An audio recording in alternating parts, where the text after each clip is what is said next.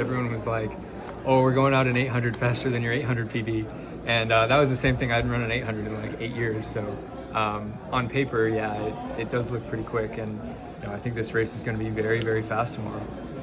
But I'm excited. I think I'm ready for it. And, ultimately, the mile is not my goal for the year. And even the other guys I'm racing, I think everyone in it, their goal is the World Championship. So people are, I think, really fit right now. Their sights are probably slightly different, but I think you're going to see a lot of people take big swings at it and see what happens. So people have run fast miles here every single year, so hopefully can be in that list. Grant, one of the things we talked about after that race in Boston is you're really kind of emphasizing, some of your speed work this year, because you've seen in the last few years that you need one hell of a kick to medal in the 5K or 10K. How do you feel like that kind of work in your training has been going lately? Yeah, I think it's been going really well. In the 10K, the guys have a little less pace than the 5K. The 5K, if you look at the guys that went gold and silver, they were both sub 330 guys. So oftentimes those championship races come down to 1500 speed. And so I need to continue to work on that. Like, I think I'm very competitive over the 10K in that last lap because it's just a different skill set that you need. The 5K, it's really beneficial to have those 1500 legs. So I've been working on that. I'll test them out tomorrow, and we'll see what I got. Is that one of the reasons why you put this race on your calendar? Yeah, it's one of the reasons. Yeah, I think it's a good building block for me going into USA's. The US team gets harder and harder every year to make, so you need to be sharper and sharper.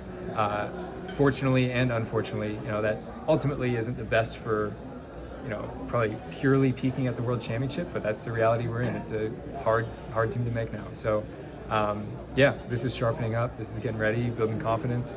If I can get a good mile mark, that's nice to have in your pocket to go into a race, have everyone know that you've got the best foot speed in it. So hopefully we can get out there and mix it up.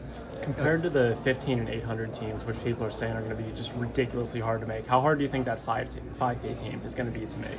It's going to be pretty tough. You've got three guys that have run under, 1247? All three of us have run under. I mean, we've never even been close to that as a country before. So this is definitely uncharted territory. And beyond those guys, there's plenty of guys that can run sub 13 that have a very, very competitive last lap, which is what you need. So it's going to be a tough team to make. And there's a lot of people with the standard. The 10K is a little different. I think there's only 4 of us with the standard, so slightly different dynamic. But the 5K, there's a ton of people that have it, and a lot of people that can make something big happen. So it'll be competitive. So to double is the plan? Double's the plan, yeah. 10K's first, then 5K. Your mile PB on paper is 3:59:38. Knowing that you run the last mile in other races faster than that, do you have any sort of a time goal for yourself coming in here? I don't have a time goal. If I'm competitive, I'll blow that PB out of the water. So I hope to be in it and be fighting with the best milers in the world. That'll be a big confidence boost. This is not my specialty, but I still think I can be really competitive. So I think it'll be fun.